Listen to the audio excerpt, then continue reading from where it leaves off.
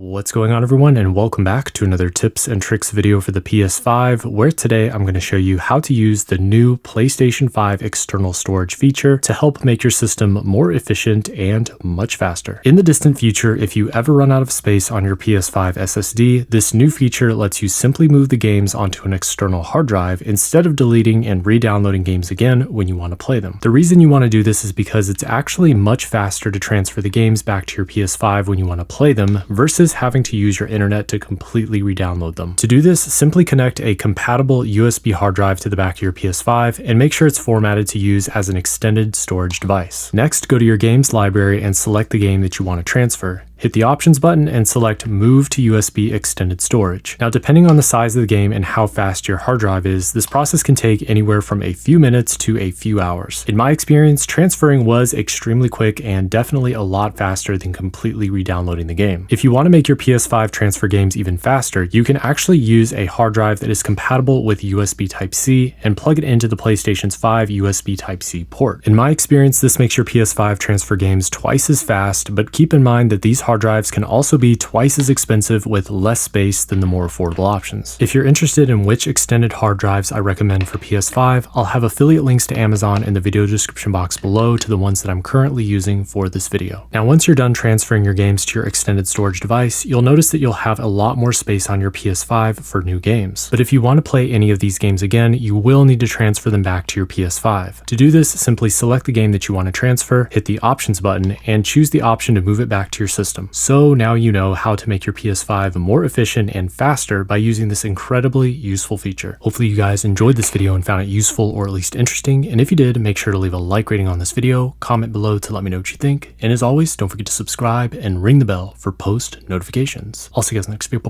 Boys.